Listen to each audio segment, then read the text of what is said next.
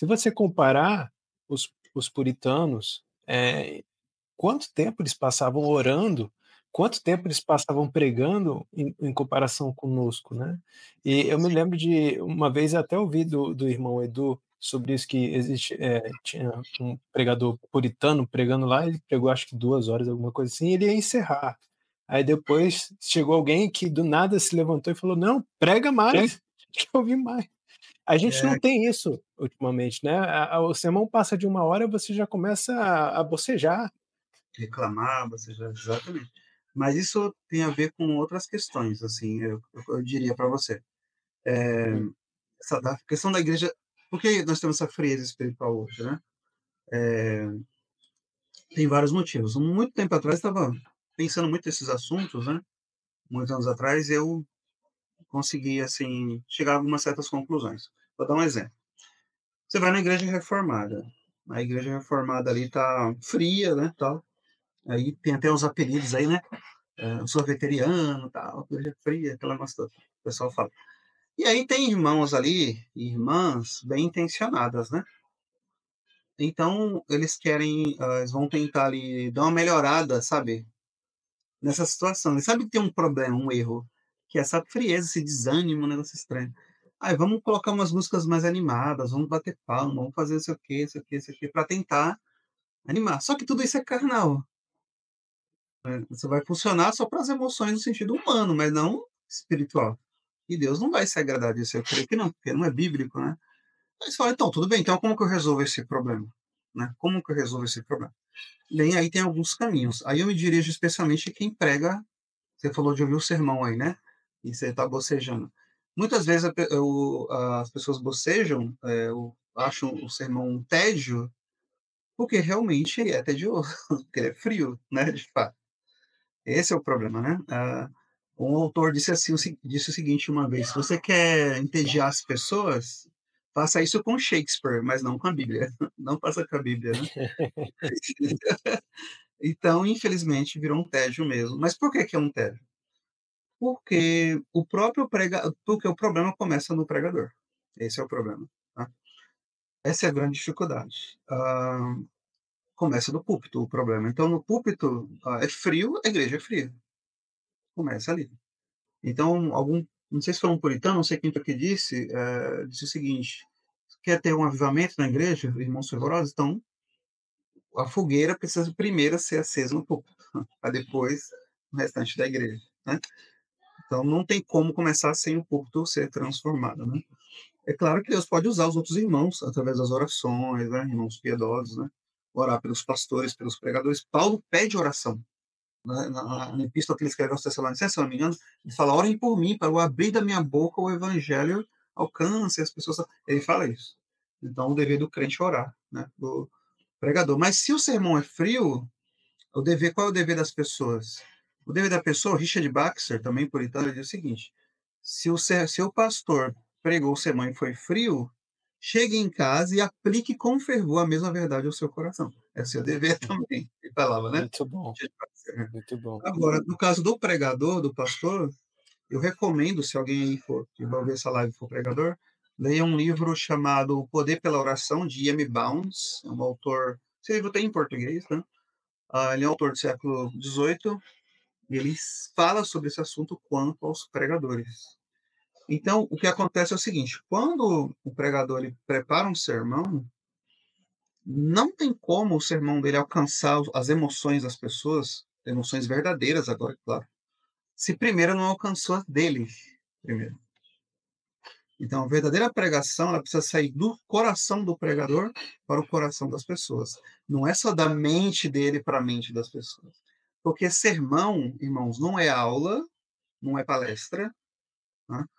O sermão não é nada disso, não são essas coisas. Isso o ímpio consegue fazer, dar uma palestra, dar uma aula, até de teologia, de exegese, qualquer assunto teológico. Mas o sermão verdadeiro é quando o pregador se torna um contexto bíblico. Entra nele de tal maneira que consegue sair do seu coração de tal maneira que alcança os corações das pessoas. E isso se dá por trabalho. E o trabalho um deles é a oração, é a meditação, é a reflexão, é buscar a presença do Senhor. É isso que nós precisamos. Para os sermões deixarem de ser tediosos, né? e as afeições das pessoas acenderem nos corações dela, nós precisamos de sermões espirituais, nesse sentido. Cristocêntricos, que é Cristo que alimenta a alma, e cheios do Espírito. Então, sem isso, a igreja vai ser fria. Então, o sermão hoje é muito técnico. Eu fui para o seminário de teologia, eles não ensinam essas coisas, só ensinam técnica, só hermenêutica, só exegese, só o grego. Mas a pessoa não precisa ser convertida para dominar essas ferramentas todas. Agora, pregar um sermão onde você vai ouvir Cristo falando de fato no seu coração, na sua alma, aí é no secreto mesmo, você é o pregador e Deus. Né? Então, essa é a grande diferença. Essa é a grande diferença. Não sei se você já ouviu falar que o George Whitefield tem uma diferença entre sermão e pregação. Né? O sermão é aquilo que é preparado. A pregação é o ato de entregar. Um momento, né?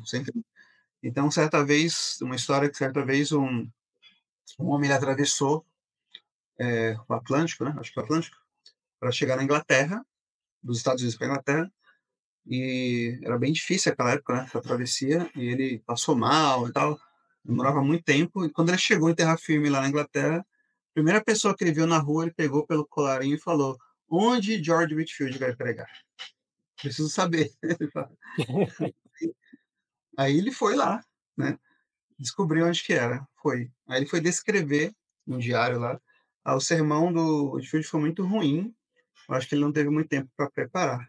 Né? O sermão dele foi péssimo, assim, a estrutura e tal, mas que pregação maravilhosa. O sermão foi ruim, mas a pregação era incrível, era algo do pregador. Aí o próprio Whitefield falava que uma grande tragédia é quando se prega um Cristo não sentido. O pregador prega um Cristo que ele não vive, ele não experimentou, então ele não tem essas emoções espirituais. É claro que o povo que está ouvindo não vai ter também. Então é isso, é motivo Faz de ser. sentido, É faz sentido. isso.